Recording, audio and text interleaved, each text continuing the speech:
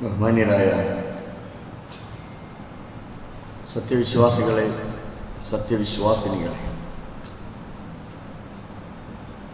അള്ളാഹുവിൻ്റെ നിയമങ്ങളും അവൻ്റെ വിധിവിലക്കുകളും ജീവിതത്തിൻ്റെ ഓരോ ഘട്ടങ്ങളിലും കൃത്യമായി പാലിച്ചുകൊണ്ട് പരമാവധി തഖ്വയുള്ളവരായി, മുഅ്മിനുകളായി ജീവിക്കണേ എന്ന് വസിയത്ത് ചെയ്യുക. സൂറത്ത് അൻആമിലെ ഒരു സൂക്തമാണ് ഞാൻ നിങ്ങളെ ശ്രദ്ധയിൽപ്പെടുത്തിയത്. എല്ലാവർക്കും പരിചയമുള്ള 5 നേരത്തെ നിർബന്ധ നമസ്കാരത്തിൽ നമ്മളൊക്കെ ചൊല്ലിക്കൊണ്ടിരിക്കുന്ന അതേ വാചകങ്ങളാണ് സൂറത്തിൽ അൻആമിലൂടെ നമ്മെ ഓർമ്മപ്പെടുത്തുന്നത്. കുൽ, നബിയെ പറയണം, ഇന്ന സ്വലാത്തി വ നുസുക്കി, നമ്മുടെ പ്രാരംഭ പ്രാർത്ഥനയിൽ നമ്മൾ ചൊല്ലുന്നത് അതാ, ദുആ ഉൽ ഇഫ്തിതാഹ് അഥവാ പ്രാരംഭ പ്രാർത്ഥന. അതിലൂടെ നമ്മളെ അള്ളാഹുവിന് സമർപ്പിക്കുകയാണ്. നമ്മുടെ ജീവിതം നമ്മൾ അള്ളാഹ്ക്ക് സമർപ്പിക്കുന്ന ഒരു സമർപ്പണ പ്രാർത്ഥനയാണത്. ഇന്ന സ്വലാത്തി വ നുസുക്കി, എൻ്റെ നമസ്കാരം, വ നുസുക്കി, എൻ്റെ കർമ്മങ്ങൾ. അള്ളാഹു നിശ്ചയിച്ചിട്ടുള്ള കർമ്മങ്ങളുണ്ട്, ബലികർമ്മങ്ങൾ ഉൾപ്പെടെ ആരാധനാകർമ്മങ്ങളെല്ലാം. വ മഹ്യായ, എൻ്റെ ജീവിതം, വ മമാതി, എൻ്റെ മൗത്ത്, എൻ്റെ മരണം, എൻ്റെ ജീവിതവും എൻ്റെ മരണവും, ലില്ലാഹി റബ്ബിൽ ആലമീൻ, ലോകരക്ഷിതാവായ റബ്ബിന് ഞാനിതാ സമർപ്പിച്ചിരിക്കുന്നു. ഇങ്ങനെ സമർപ്പിച്ചുകൊണ്ടാണ്, ആ അർപ്പണ ബോധത്തോടു കൂടിയാണ് നമ്മൾ ഓരോ 5 നേരത്തെ നമസ്കാരവും നിർവഹിക്കുന്നത്. റബ്ബിൻ്റെ മുമ്പിൽ നിന്നുകൊണ്ട് നമ്മൾ ഈ സമർപ്പണം നടത്തിക്കൊണ്ടാണ് നമ്മൾ നമസ്കാരം ആരംഭിക്കാറുള്ളത്. വബിദാലിക ഉമിർതു വഅന അവ്വൽ മുസ്ലിം ലാ ശരീക ലഹു, അതോടൊപ്പം ചേർത്തു പറയുന്ന അടിസ്ഥാനപരമായ ഒരു കാര്യം, ലാ ശരീക ലഹു, അള്ളാഹുവിന് പങ്കുകാരില്ല, അള്ളാഹു അവൻ ഏകനാണ്. ഖുൽ ഹുവല്ലാഹു അഹദ് അല്ലാഹു സ്വമദ് ലം യലിദ് വലം യൂലദ് വലം യകുൽ ലഹു കുഫുവൻ അഹദ്. ഈ ഒരു ഇസ്ലാമിൻ്റെ കാതലായ കാര്യം, അടിസ്ഥാനപരമായ കാര്യം, അത് ഏറ്റുപറഞ്ഞുകൊണ്ടാണ് നമ്മൾ ഈ ആരാധന നിർവഹിക്കുന്നത്. ലാ ശരീക ലഹു, ആ അള്ളാഹുവിനൊരു പങ്കുകാരനില്ല. വബിദാലിക, അതുകൊണ്ട് തന്നെ ഉമിർത്തു, ഞാൻ കൽപ്പിക്കപ്പെട്ടിട്ടുണ്ട്. വഅന അവ്വൽ മുസ്ലിമീൻ, ഞാൻ ഒന്നാമതായും ഞാൻ മുസ്ലിമാണ്, അവിടുന്ന് അങ്ങോട്ടും ഞാൻ മുസ്ലിമാണ്.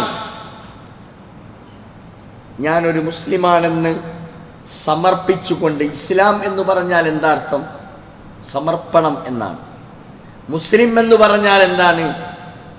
സമർപ്പിത ജീവിതം നയിക്കുന്നവനെന്നാണ്. ആ അർത്ഥത്തിൽ നമ്മളൊക്കെ നമ്മുടെ ജീവിതവും നമ്മുടെ മരണവും നമ്മുടെ എല്ലാം നാം അള്ളാഹുവിന് സമർപ്പിച്ചവരാണ്. ഷഹാദത്തിന്റെ സാക്ഷ്യവചനങ്ങളിലൂടെ നമ്മൾ അക്കാര്യമാണ് ഏറ്റുപറഞ്ഞിട്ടുള്ളത്. അഷ്ഹദു അൻ ലാ ഇലാഹ ഇല്ലല്ലാഹ്, അല്ലാഹു അല്ലാതെ ആരാധനക്കർഹനായി മറ്റാരുമില്ലെന്ന് ഞാനിതാ റബ്ബേ സാക്ഷ്യപ്പെടുത്തുന്നു. ഈ സാക്ഷ്യവചനം വഅഷ്ഹദു അന്ന മുഹമ്മദർ റസൂലുള്ളാഹ്, മുഹമ്മദുർ റസൂലുള്ളാഹ് അല്ലാഹുവിൻ്റെ റസൂലാണെന്നും ഞാനിതാ സാക്ഷ്യപ്പെടുത്തുന്നു. ഈ സാക്ഷ്യവചനങ്ങളിലൂടെ നമ്മുടെ ജീവിതത്തെ നമ്മൾ അള്ളാഹുവിന് സമർപ്പിക്കുകയാണ്. ആരാധനകളിലൂടെ, ഇബാദത്തു കർമ്മങ്ങളിലൂടെ. നമ്മുടെ ഇബാദത്തുകൾ ഓരോന്നും അങ്ങനെയാണ്. നമസ്കാരമായാലും നോമ്പാണെങ്കിലും സക്കാത്താണെങ്കിലും അതേപോലെ തന്നെ ഹജ്ജ് എന്ന് പറയുന്ന ജീവിതത്തിൽ ഒരിക്കൽ നിർബന്ധമാകുന്ന ഒരു കർമ്മമാണത്. സാമ്പത്തികമായും ശാരീരികമായും കഴിവുള്ളവന് മൻ ഇസ്തതാഅ ഇലൈഹി സബീല, ഖുർആൻ സാക്ഷ്യപ്പെടുത്തുന്നത് അങ്ങനെയാണ്. സബീലുള്ളവൻ, മാർഗം കിട്ടിയിട്ടുള്ളവൻ, അതെപ്പോഴാണോ അതിന് സാധ്യമാകുന്നത് ആ സന്ദർഭത്തിൽ ജീവിതത്തിൽ ഒരിക്കൽ നിർബന്ധമായും ചെയ്യേണ്ട ഒരു കർമ്മമാണ് ഹജ്ജ് എന്ന് പറയുന്നത്. എല്ലാ വിശ്വാസികളുടെയും ചിന്തകൾ മക്കയിലേക്ക് നീങ്ങിക്കൊണ്ടിരിക്കുന്ന, കഅബാലയത്തിലേക്ക് നീങ്ങിക്കൊണ്ടിരിക്കുന്ന ഒരു സാഹചര്യത്തിലാണ് നമ്മളിപ്പോൾ ഉള്ളത്. നമ്മുടെ നാടുകളിൽ നിന്ന്, നമ്മുടെ യൂണിറ്റുകളിൽ നിന്ന്, നമ്മുടെ ദേശത്ത് നിന്ന് ആളുകൾ ഇങ്ങനെ യാത്ര ചെയ്തുകൊണ്ടിരിക്കുന്നു. പോയവരുണ്ട്, പോകാൻ ഡേറ്റ് കിട്ടിയവരുണ്ട്. പരിശുദ്ധമായ ആ ഹജ്ജ് കർമ്മത്തിന് അള്ളാഹുവിൻ്റെ തീരുമാനം, ആ വിളി കിട്ടിയിട്ടുള്ള, ആ തീരുമാനം ലഭിച്ചിട്ടുള്ള ആളുകൾ ആ പരിശുദ്ധമായ കർമ്മം നിർവഹിക്കാൻ മക്കയിലേക്ക് പോവുകയാണ്. സൂചിപ്പിച്ചു വരുന്നത് നമ്മൾ ഈ ചെയ്യുന്ന കർമ്മങ്ങൾ അത്രയും, ഈ ഇബാദത്തുകൾ അത്രയും നമ്മൾ ചെയ്തുകൊണ്ട് നമ്മൾ സമർപ്പിക്കുന്നത് നമ്മളെയാണ്. ഞാൻ എന്നെയാണ്, നിങ്ങൾ നിങ്ങളെയാണ് സമർപ്പിക്കുന്നത്. ആർക്കു വേണ്ടി? അള്ളാഹുവിന് വേണ്ടി നമ്മൾ നമ്മളെ സമർപ്പിക്കുകയാണ്. ഓരോ കർമ്മവും അതിനതിൻ്റെതായ മഹത്വം ഇസ്ലാം കൽപ്പിച്ചിട്ടുണ്ട്. ഏത് കർമ്മമാണെങ്കിലും ഇസ്ലാമിലെ ഏറ്റവും പ്രധാനപ്പെട്ട ഒരു കർമ്മമാണ്, പുണ്യകരമായ ഒരു കർമ്മമാണല്ലോ ഇസ്ലാമിലെ ബലികർമ്മം എന്ന് പറയുന്നത്. ഇസ്ലാമിലെ ബലി വളരെയധികം മഹത്തായതാണ്. സാധാരണ 4 തരത്തിലുള്ള ബലികർമ്മങ്ങൾ നമുക്ക് കാണാൻ സാധിക്കും. അതിലൊന്ന് ഉളുഹിയ്യത്താണ്, 2 അഖീഖയാണ്. ഒരു കുഞ്ഞ് ജനിച്ചാൽ നാം നിർവഹിക്കപ്പെടുന്ന ബലികർമ്മത്തിന് പറയുന്ന പേരാ അഖീഖ എന്ന് പറയുന്നത്. മറ്റൊന്ന് നേർച്ച നേർന്നിട്ടുണ്ടെങ്കിൽ അതൊരു ബലികർമ്മമാണ് എന്ന് നമ്മൾ അറിയണം. നേർച്ച നിർവഹിക്കേണ്ടതുണ്ട്. പ്രായശ്ചിത്തത്തിന് വേണ്ടി ബലികർമ്മം ഉണ്ട്. ഇങ്ങനെയുള്ള 4 പേരുകളിൽ അറിയപ്പെടുന്ന ബലികർമ്മങ്ങളാണ് ഇസ്ലാമിൽ ഉള്ളത് എന്ന് നമ്മൾ അറിയണം. ഇതെല്ലാം അള്ളാഹുവിന് വേണ്ടിയുള്ള ബലികർമ്മങ്ങളാണ്. അള്ളാഹു അല്ലാത്തവർക്ക് ബലി നിശ്ചയിച്ചിട്ടില്ല. അള്ളാഹു അല്ലാത്തവരുടെ പേരിൽ ബലികർമ്മം നിർവഹിക്കാൻ പാടില്ല എന്നുകൂടി നമ്മൾ അറിയണം. അപ്പൊ ഈ അർത്ഥത്തിലുള്ള ബലികർമ്മം നിർവഹിക്കണമെന്ന് പറഞ്ഞതാരാ? അള്ളാഹുവാണ് നമ്മളോട് പറഞ്ഞത്. ഇന്നാ അഅ്തൈനാക്കൽ കൗസർ, നബിയെ അങ്ങക്ക് എല്ലാവിധ സൗകര്യങ്ങളും എല്ലാവിധ നിഅമത്തുകളും അനുഗ്രഹങ്ങളും നാം നിനക്ക് നൽകിയിട്ടുണ്ട്. അതുകൊണ്ട് നബിയെ ഫസല്ലി ലിറബ്ബിക വൻഹർ, നബിയെ അങ്ങേ നമസ്കരിക്കണം തന്റെ റബ്ബിന് വേണ്ടി, അള്ളാഹുവിന് വേണ്ടി നമസ്കാരം നിലനിർത്തണം, ഇബാദത്ത്. കൂട്ടത്തിൽ പറഞ്ഞതാണ് വൻഹർ, ബലി അർപ്പിക്കുകയും ചെയ്യണം. ഒരു കൽപ്പനയാണിത്. ഇത് അള്ളാഹുവിന്റെ കൽപ്പനയാണ്. ഈ കൽപ്പന കൊണ്ടാണ് ഇസ്ലാമിലെ ബലി അത് നിർവഹിക്കണം എന്ന് നമ്മളോട് പറയുന്നത്. ഹജ്ജിന് പോകുന്ന ആളുകൾ മാത്രം ചെയ്യേണ്ട ഒരു കർമ്മമല്ല ഇത് എന്ന് നമ്മൾ അറിയണം. ഹജ്ജുമായി ബന്ധപ്പെട്ട് നിൽക്കുന്നതാണെങ്കിലും ഹജ്ജിന് പോകുന്നവർ മാത്രം ചെയ്യേണ്ടതല്ല, മുസ്ലിംകൾ ചെയ്യേണ്ട ആ ഒരു കർമ്മം, അതിൻ്റെ മഹത്വവും അതിൻ്റെ പുണ്യവും എന്തുമാത്രമുണ്ട് എന്ന് നമ്മൾ അറിയണം. ഇത് നമുക്ക് മാത്രമുള്ള ഒരു കർമ്മമല്ല. എല്ലാ സമുദായത്തിലും ബലികർമ്മം ഉണ്ടായിരുന്നു. വലികുല്ലി ഉമ്മത്തിൻ ജഅൽനാ മൻസകൻ, എല്ലാ സമുദായത്തിനും സമൂഹത്തിനും നാം ഈ മൻസക് ഏർപ്പെടുത്തിയിട്ടുണ്ട്. ഈ നുസുക്ക്, ഈ ബലികർമ്മം എന്ന് പറയുന്ന കർമ്മം നാം ഏർപ്പെടുത്തിയിട്ടുണ്ട്. എന്തിനു വേണ്ടി? അള്ളാഹുവിന്റെ നാമം സ്മരിക്കുന്നതിന് വേണ്ടി.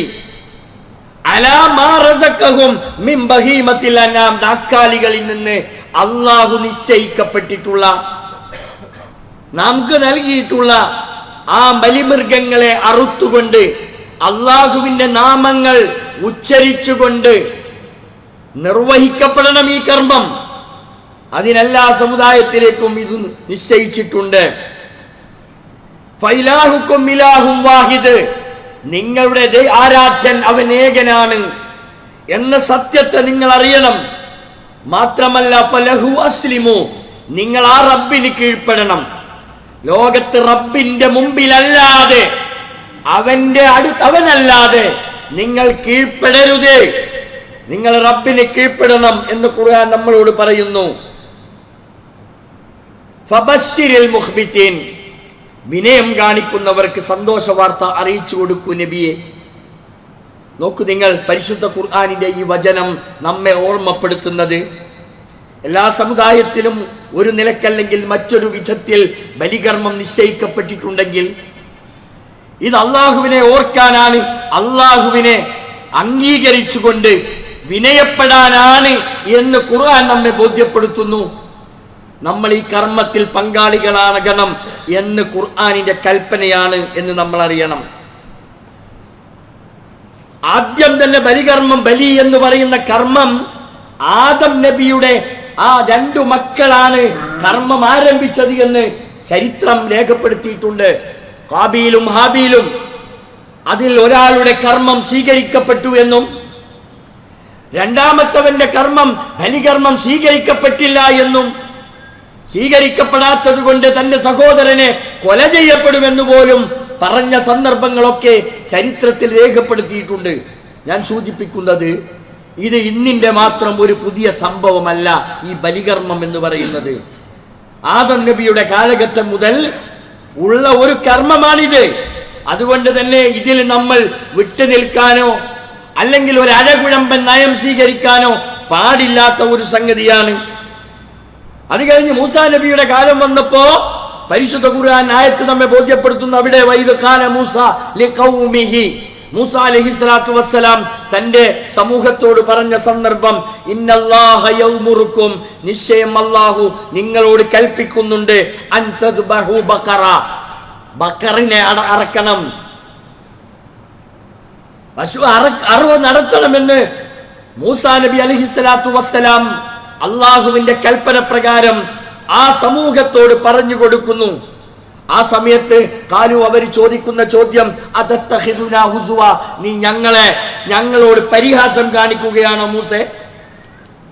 ഖാല അഊദു ബില്ലാഹ്.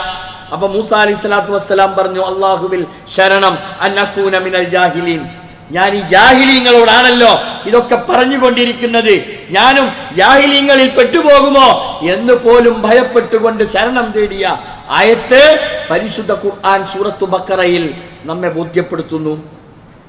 അത് കഴിഞ്ഞ് ഇബ്രാഹിം അലൈഹിസ്സലാത്തു വസ്സലാമയുടെ ജീവിതവുമായി ബന്ധപ്പെട്ട് നിൽക്കുന്ന ആ സംഭവം വളരെ കൃത്യമായി ഖുർആൻ നമ്മെ ബോധ്യപ്പെടുത്തുന്നു. ഫബശ്ശർനാഹു ബിഗുലാമിൻ, ഇബ്രാഹിം അലൈഹിസ്സലാത്തു വസ്സലാമക്ക് ഒരു കുട്ടിയെ സന്തോഷ വാർത്ത അറിയിച്ച സംഭവം. ബിഗുലാമിൻ ഹലീം, വിവേകമുള്ള തന്റെ ഇടമുള്ള ഒരു കുട്ടിയെ. ഫലമ്മാ ബലഗ മഅഹു അസ്സ, അങ്ങനെ ആ കുട്ടി ലഭിച്ചു എന്ന് മാത്രമല്ല, ഇസ്മായിൽ എന്ന് പറയുന്ന തന്റെ പൊന്നോമന പുത്രൻ അത് വളർന്ന് അത് വലുതായിക്കൊണ്ടിരിക്കുന്ന ആ ഒരു സന്ദർഭത്തിൽ കാല യാ ബുനയ്യ, ഇബ്രാഹിം അലൈഹിസ്സലാത്തു വസ്സലാം തന്റെ മകനോട് പറയുന്നു, ഇന്നി അറാഫിൽ മനാം, മോനെ ഇസ്മായിലെ, ഞാൻ ഇതാ ഉറക്കിൽ നിന്നെ കണ്ടിരിക്കുന്നു, അന്നി അദ്ബഹുക, നിന്നെ അറുക്കണം എന്ന് ഞാൻ സ്വപ്ന ദർശനം എനിക്കുണ്ടായിട്ടുണ്ട് എന്ന് ആ സ്വപ്നം കണ്ട വിവരം തന്റെ മകനോട് പറയുമ്പോ ആ മകൻ പറയുന്നുണ്ട്, ഫൻദുർ മാദാ തറ, ഖാല യാ അബതി ഇഫ്അൽ മാ തുമർ, എന്താണ് നിന്റെ അഭിപ്രായം ഇസ്മായിലെ? നിന്നെ ബലിയർക്കാൻ, നിന്നെ അറക്കണം എന്ന് എനിക്ക് കൽപ്പന കിട്ടിയിരിക്കുന്നു. എനിക്ക് സ്വപ്ന ദർശനമുണ്ടായിരിക്കുന്നു, ഫൻദുർ മാദാ തറ, എന്താണ് നിന്റെ അഭിപ്രായം എന്ന് മകനോട് ചോദിച്ചപ്പോ ആ മകൻ പറഞ്ഞ മറുപടി യാ അബത്തി, യാ അബത്തി. ആ പ്രയോഗം നമ്മൾ അറിയണം. യാ അബത്തി എന്ന എന്താ അതിന്റെ അർത്ഥം? എന്റെ പൊന്നുപ്പ എന്നാ. യാ അബത്തി എന്ന് പറഞ്ഞാൽ എന്റെ പൊന്നുപ്പ. അതിനേക്കാളും വലിയ ഒരു സ്നേഹപദം വേറെ ഇല്ല. അങ്ങനെ വിളിച്ചുകൊണ്ട് എന്റെ പൊന്നുപ്പ എന്ന് പറഞ്ഞുകൊണ്ട് ആ മകൻ പറയുന്നത് ഇഫ്അൽ മാ തുമർ, അങ്ങ് എന്താണോ കൽപ്പിക്കപ്പെട്ടത് അതങ്ങനെ തന്നെ അങ്ങ് പ്രവർത്തിച്ചോളൂ. സതജിദുനി ഇൻഷാ അല്ലാഹ് മിനസ് സാബിരീൻ. എന്നെ അല്ലാഹു ഉദ്ദേശിക്കുകയാണെങ്കിൽ ഞാൻ ക്ഷമാലുക്കളിൽ ഉള്ള ഒരാളായി അങ്ങക്ക് എന്നെ കാണാൻ കഴിയും ബാപ്പ, എന്റെ പൊന്നുപ്പ. അതുകൊണ്ട് അങ്ങയോട് എന്താണോ കൽപ്പിക്കപ്പെട്ടത് അതങ്ങ് ചെയ്യണം. ഇതിന്റെ ഒരു പശ്ചാത്തലമാണ് ബലികർമ്മം ഇത്രയും വ്യാപകമായത് എന്ന് നമ്മൾ അറിയണം. ഈ കൽപ്പന, ഈ കർമ്മം അവിടെ പൂർത്തീകരിക്കപ്പെടുകയാണ്. ഈ കർമ്മം അവിടെ പൂർത്തീകരിക്കപ്പെടുകയാണ്. ഒരു മൃഗത്തെ പകരം നൽകി തന്റെ മകനെ ബലിയറുക്കുന്നതിൽ നിന്ന് പിൻവാങ്ങുകയും പകരം ഒരു മൃഗത്തെ ബലിയറുക്കണം എന്ന കൽപ്പന കിട്ടി. അതിന്റെ അടിസ്ഥാനത്തിലാണ് ആ കർമ്മം പൂർത്തീകരിക്കുന്നത്. അതാണ് നമ്മൾ ഈ നിർവഹിച്ചു കൊണ്ടിരിക്കുന്ന ഹജ്ജുമായി ബന്ധപ്പെട്ട് നമ്മൾ ചെയ്യുന്ന ഈ കർമ്മം എന്ന് പറയുന്നത്. ഇത് ഹജ്ജാജികൾക്ക് മാത്രമുള്ളതല്ല, ലോകത്തുള്ള മുഴുവൻ ആളുകളും നിർവഹിക്കേണ്ട ഒരു കർമ്മമാണിത് എന്ന് നമ്മൾ അറിയണം. അപ്പോ ഈ ഏതുമാകട്ടെ ബലി ഏതുമാകട്ടെ, ഇത് അള്ളാഹ്ക്ക് മാത്രമേ ചെയ്യാൻ പാടുള്ളൂ. അള്ളാഹുവിന്റെ നാമം ഉച്ചരിച്ചുകൊണ്ട് അള്ളാഹുവിന് മാത്രമേ ഇത് നിർവഹിക്കാൻ പാടുള്ളൂ എന്നത് നമ്മൾ അറിയണം. അന്ന നബിയ സല്ലല്ലാഹു അലൈഹി വസല്ലം, നബി കരീം സല്ലല്ലാഹു അലൈഹി വസല്ലം പറഞ്ഞത് ലഅനല്ലാഹു മൻ ദുബിഹ ലിഗൈരില്ലാഹ്, അള്ളാഹുവിനല്ലാതെ അറുക്കപ്പെടുന്നത് എന്തോ അതിന് ശാപമുണ്ടാകട്ടെ, ശപിക്കപ്പെട്ട ഒരു സംഭവമായി നമ്മൾ അറിയണം. ഇത്രയൊക്കെ ബുദ്ധിപരമായി വികാസം സൃഷ്ടിച്ചിട്ടുള്ള, ചിന്താപരമായി വലിയ മാറ്റങ്ങൾ ഉണ്ടായിട്ടുള്ള, അക്ഷര കേരളം സാക്ഷര കേരളം എന്നൊക്കെ നമ്മൾ ആഘോഷിക്കുന്ന നമ്മുടെ നാട്ടിൽ പോലും ജാറങ്ങൾക്കും മക്ബറകൾക്കും മരിച്ചവർക്കും ജീവിച്ചിരിക്കുന്നവർക്കും ഒക്കെ പുണ്യം ആഗ്രഹിച്ചുകൊണ്ട് ബലികർമ്മങ്ങൾ, ഇതുപോലെയുള്ള കർമ്മങ്ങൾ നിർവഹിച്ചു കൊണ്ടിരിക്കുന്നത് നമ്മൾ കാണുമ്പോൾ ഇത്രയും പച്ചയായി പരിശുദ്ധ ഖുർആനിലെ ആയത്തുകളിലൂടെ നിങ്ങൾ ആർക്കാണ് ബലികർമ്മം നിർവഹിക്കേണ്ടത്, അള്ളാഹുവിനല്ലാതെ നിർവഹിക്കപ്പെടാൻ പാടില്ലെന്ന് ഇത്രയും പച്ചയായി ഖുർആനിലൂടെയും മുഹമ്മദുർ റസൂലുള്ളാഹി സല്ലല്ലാഹു അലൈഹി വസല്ലമയുടെ വാചകങ്ങളിലൂടെയൊക്കെ നമ്മൾ മനസ്സിലാക്കുക. എന്നിട്ടും നേർച്ചാടുകളും നേർച്ചക്കോഴികളും ഇതൊക്കെ നാട്ടിലൂടെ ഇങ്ങനെ വിഹരിച്ചു കൊണ്ടിരിക്കുന്നത് നമ്മൾ കാണുമ്പോൾ ലജ്ജിക്കുകയല്ലാതെ മറ്റെന്താ ചെയ്യുക?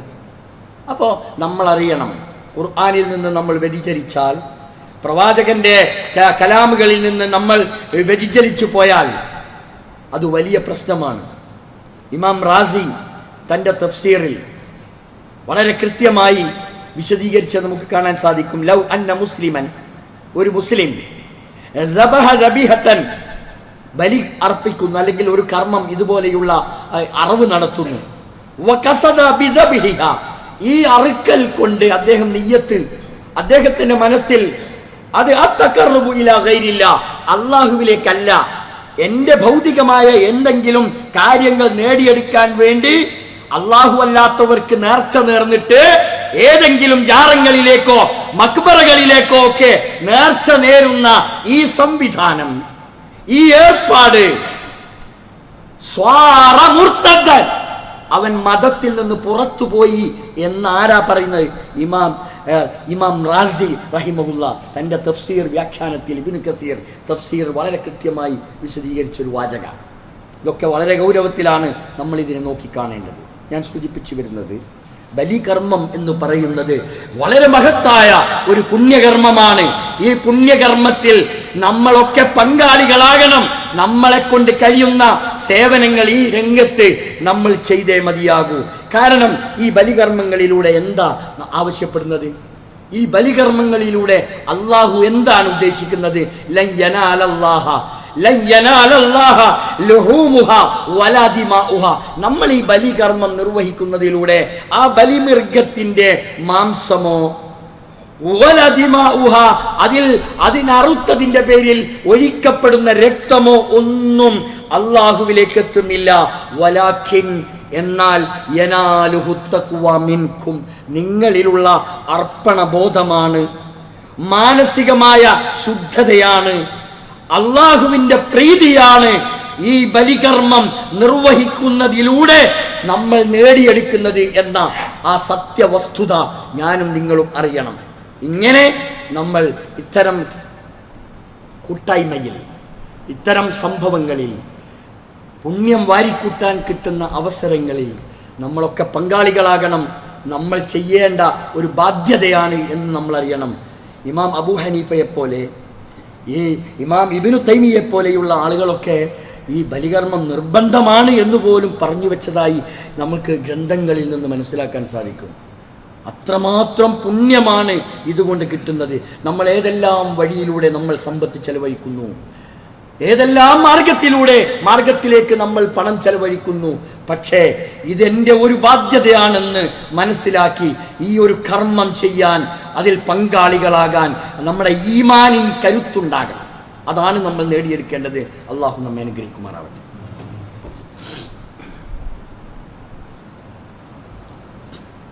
അൽഹംദുലില്ലാഹി റബ്ബിൽ ആലമീൻ വസല്ലല്ലാഹു അലാ നബിയിൽ കരീം വഅലാ ആലിഹി വസഹ്ബിഹി അജ്മഈൻ. ഇത്തഖുല്ലാഹ ഫാനിയം ബിതഖ്വല്ലാഹ്. പ്രിയപ്പെട്ട സഹോദരീ സഹോദരന്മാരെ, അള്ളാഹുവിനെ സൂക്ഷിച്ച് തഖ്വയുള്ളവരായി ജീവിക്കണേ എന്ന് ഒരിക്കൽ കൂടി വസിയത്ത് ചെയ്യുകയാണ്. ബലികർമ്മം, അതിൻ്റെ നിബന്ധനകൾ. സാധാരണ നമ്മുടെ നാട്ടിൽ അറുക്കപ്പെടുന്നത് മാട് വിഭാഗത്തിൽപ്പെട്ട കന്നുകാലികൾ നമുക്കറിയാം. അതിൽ മാട്, ഒട്ടകം, ഇതിൽ 7 പേർക്ക് ഷെയർ പങ്കാളികളായിട്ട് നിർവഹിക്കാം. ആട് ആണെങ്കിൽ ഒറ്റ ഷെയർ മാത്രമേ പാടുള്ളൂ എന്നതാണ് ഇതിൻ്റെ നിബന്ധന. അതുപോലെ തന്നെ മാട്, ഇതിൻ്റെയൊക്കെ വയസ്സ് വരെ കൃത്യമായി ഹദീസുകളിൽ പറഞ്ഞിട്ടുണ്ട്. ഒട്ടകമാണെങ്കിൽ 5 വയസ്സും, മാട് വിഭാഗത്തിൽ ആണെങ്കിൽ കുട്ടൻ, പോത്ത്, ഇതൊക്കെ 2 വയസ്സ്. ഇതാണ് അതിൻ്റെ കണക്ക്. ആട് 2 വിഭാഗമാണ്. ഒന്ന് ഈ സാധാരണത്തെ കോലാട് എന്ന് പറയുന്ന ആട്, അത് 1 വയസ്സും, ചെമ്മരിയാടിന് 6 മാസവും പ്രായമായതിനെയാണ് അറക്കാവൂ എന്ന നിബന്ധന കൂടി പാലിക്കണം. പിന്നെ അതിൽ പ്രത്യേകം ശ്രദ്ധിക്കേണ്ടത് നല്ല വൃത്തിയുള്ളതാകണം, രോഗം ഉണ്ടാകരുത്. മുടന്ത് പോലെയുള്ള രോഗങ്ങളിൽ നിന്നൊക്കെ മുക്തമായ, നല്ല കാണാൻ ചന്തമുള്ള ഒക്കെ ഉള്ള, അങ്ങനെയുള്ള അതിനെയാണ് നമ്മൾ ബലികർമ്മം നിർവഹിക്കേണ്ടത്. ബലിമൃഗത്തെ തിരഞ്ഞെടുക്കുമ്പോൾ പ്രത്യേകം നമ്മൾ ശ്രദ്ധിക്കണം. ന്യൂനതയില്ലാത്തതിനെ തിരഞ്ഞെടുക്കാൻ നമ്മൾ പ്രത്യേകം ശ്രദ്ധിക്കണം. അതുപോലെ തന്നെ വൈകല്യങ്ങളുള്ള, കഷ്ണം, ചെവിയൊക്കെ ഇങ്ങനെ കഷ്ണം വെട്ടിപ്പോയിട്ടുള്ള, അതുപോലെയുള്ള ഇടങ്ങേറുള്ള, അതിനൊന്നും ഈ കർമ്മം ചെയ്യാൻ, ബലികർമ്മത്തിൽ ഉപയോഗിക്കാൻ പറ്റാത്തതാണ് എന്ന് നമ്മൾ അറിയണം. പിന്നെ അറുക്കുമ്പോൾ വളരെയധികം ശ്രദ്ധിച്ചും പിന്നെ ബിസ്മി ചൊല്ലിയും, കത്തിയൊക്കെ നന്നായി നേരത്തെ തന്നെ ഇതിനൊക്കെ നമ്മൾ ഒരുങ്ങി, അതൊക്കെ അത്രയും കൃത്യവും വ്യക്തവുമായിരിക്കാൻ. ഇബാദത്താണിത്. നമുക്ക് പലപ്പോഴും ചിലൊരു സ്വഭാവമുണ്ട്, നമ്മൾ പൈസ കൊടുക്കും, പൈസ കൊടുത്താൽ പിന്നെ അതങ്ങ് ചെയ്തോട്ടെ, അങ്ങനെയൊന്നും അല്ല.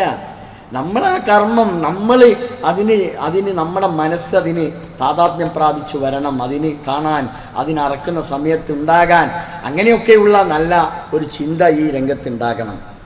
അതുപോലെ തന്നെ ഇതിൻ്റെ വിതരണം എന്ന് പറയുന്നത്, ഇതിൽ അടങ്ങിയിട്ടുള്ള ഏറ്റവും വലിയ ഒരു സാമൂഹിക ബാധ്യത കൂടിയാണ് ഇത് നിർവഹിക്കുക എന്നുള്ളത്.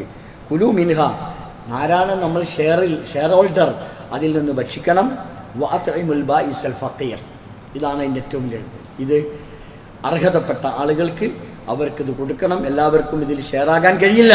അതുകൊണ്ട് തന്നെ അർഹതപ്പെട്ട ആളുകൾക്ക് എത്തിച്ചു കൊടുത്ത് അവരെ കൂടി അവർക്ക് ആ ദിവസങ്ങളിൽ മാംസം കഴിക്കാനുള്ള സാഹചര്യങ്ങൾ നമ്മൾ ഒരുക്കി കൊടുക്കുക എന്നുള്ള. ഇതിൻ്റെ സമയം ബലിപെരുന്നാൾ നമസ്കാരത്തിന് ശേഷം ദുൽഹജ്ജ് 13 വരെ, സൂര്യാസ്തമയത്തിൻ്റെ മുന്നേ വരെ ഈ കർമ്മം നിർവഹിക്കാം. 1-നും 2-നും 3-നും ഒക്കെ ഈ കർമ്മങ്ങൾ നിർവഹിക്കാവുന്നതാണ് എന്നുകൂടി നമ്മൾ അറിയണം. ഇതാണ് ഇതിൻ്റെ പൊതുവായിട്ടുള്ള വിഷയങ്ങൾ. ഞാൻ സൂചിപ്പിക്കുന്നത് ഇത്രയും മഹത്തായ വളരെയധികം പുണ്യകരമായ ഈ ഒരു കർമ്മം നമ്മൾ വളരെ കൂട്ടമായി ഐക്യത്തോടെ ഒരു സാമൂഹിക ഒരു ചിന്തയിലൂടെ നമ്മൾ ഈ കർമ്മത്തിൽ സാക്ഷികളാവുകയും മറ്റ് നമ്മൾ ഈ ഒരു തലമുറ അങ്ങ് കഴിഞ്ഞാൽ നമ്മൾക്ക് ശേഷം വരാനുള്ള തലമുറകൾ ഇതിൽ പങ്കാളികളാകണ്ടേ, അവരെ കൂടി ഇതിൽ പങ്കെടുപ്പിക്കണ്ടേ? അപ്പം ഒരവസ്ഥയിലേക്ക് നമ്മളിത് വലിയ ഒരു വിപ്ലവാത്മകമായ ഒരു മുന്നേറ്റം, ഒരു ഈമാനികമായ ആവേശത്തോടു കൂടി തന്നെ ഇത്തരം കർമ്മങ്ങളിൽ നമ്മളൊക്കെ പങ്കാളികളാകണം. അങ്ങനെ ഇബാദത്തുകളിലൂടെ നമ്മുടെ ജീവിതത്തെ പരിശുദ്ധപ്പെടുത്താൻ നമ്മളൊക്കെ പരിശ്രമിക്കുക. അള്ളാഹു നമ്മെ അനുഗ്രഹിക്കുമാറാവട്ടെ. സത്യം മനസ്സിലാക്കുകയും അത് ഉൾക്കൊള്ളുകയും ചെയ്യുന്ന നല്ല മുഅ്മിനുകളിൽ മുത്തഖികളിൽ അള്ളാഹു തആല നമ്മെ ഏവരെയും ഉൾപ്പെടുത്തി അനുഗ്രഹിക്കുമാറാവട്ടെ. ഒരുപാട് ആളുകൾ പ്രയാസം അനുഭവിക്കുന്നവരുണ്ട്, ബുദ്ധിമുട്ട് അനുഭവിക്കുന്നവരുണ്ട്. അള്ളാഹു തആല അവരുടെ പ്രയാസങ്ങളൊക്കെ ദൂരീകരിച്ചു കൊടുക്കുമാറാവട്ടെ.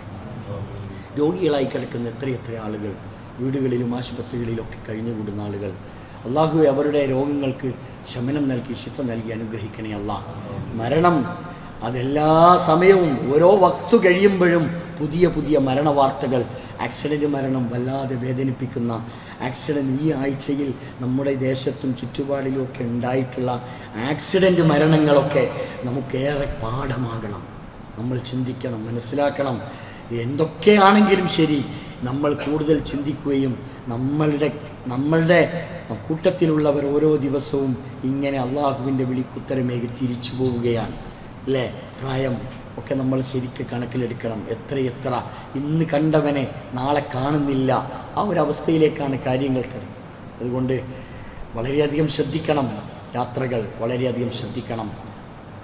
മരണപ്പെട്ടു പോയവർക്ക് പേരെടുത്ത് പറയേണ്ടത് എത്രയോ ആളുകളെ പേര് പറയണം. അള്ളാഹു അവർക്കൊക്കെ മഗ്ഫിറത്തും മർഹമത്തും നൽകി അനുഗ്രഹിക്കുമാറാവട്ടെ. ശക്തമായ ചൂട്, നമുക്കറിയാം, ശക്തമായ ചൂട് കൊണ്ട് മരണത്തിന് കീഴടങ്ങുന്നവർ, മൃഗങ്ങൾക്ക് പോലും ജീവികൾക്ക് പോലും സ്വസ്ഥത നഷ്ടപ്പെട്ട വല്ലാത്തൊരന്തരീക്ഷത്തിലൂടെയാണ്, സൂര്യതാപം പേടിച്ചുകൊണ്ടാണ് പള്ളികളിലേക്ക് പോലും ആളുകൾ കടന്നു വരുന്നത്. വല്ലാത്ത പ്രയാസത്തിലാണ്. അള്ളാഹുവേ, ഈ ശക്തമായ ചൂടിൽ നിന്ന് ഞങ്ങൾക്ക് രക്ഷ നൽകി അനുഗ്രഹിക്കണേ അല്ലാഹ്. അള്ളാഹുവേ, നിന്നിലാണല്ലോ മഴ, ഗൈസ്, റബ്ബേ, മഴ വർഷിപ്പിച്ച് ഞങ്ങൾക്ക് നിൻ്റെ കരുണ ചൊരിഞ്ഞ് ഞങ്ങൾ അനുഗ്രഹിക്കണേ അല്ലാഹ്. അള്ളാഹുവേ, കുടിവെള്ളം പോലുമില്ലാത്ത വല്ലാതെ പ്രയാസപ്പെടുന്നവരുണ്ട് നാഥാ. റബ്ബേ, മഴ വർഷിപ്പിച്ച് ഞങ്ങൾക്ക് എല്ലാവിധത്തിലും നീ കാരുണ്യം ചൊരിയണമേ അല്ലാഹ്. اللهم اغفر للمؤمنين والمؤمنات والمسلمين والمسلمات الأحياء منهم والأموات إنك مجيب الدعوات ويا قاضي الحاجات. ربنا اغفر لنا ولإخواننا الذين سبقونا بالإيمان فلا تجعل في قلوبنا غلا للذين آمنوا ربنا إنك رؤوف رحيم. اللهم اجعلنا من المسلمين واجعلنا من المتقين واجعلنا من المخلصين. اللهم اشف مرضانا ومرضى المسلمين. اللهم اجعل ما أنزلناه من غيثك سقيا رحمة ونعمة تكثر بها البركات وتخرج بها الخيرات. اللهم أغثنا، اللهم أغثنا، اللهم أغثنا يا رب العالمين. ربنا تقبل منا دعاءنا إنك أنت السميع العليم وتب علينا إنك أنت التواب الرحيم. اللهم مقلب القلوب ثبت قلوبنا على دينك. اللهم مصرف القلوب صرف قلوبنا على طاعتك. عباد الله، اذكروا الله العظيم الجليل يذكركم واشكروه على نعمه يزدكم وأقم الصلاة.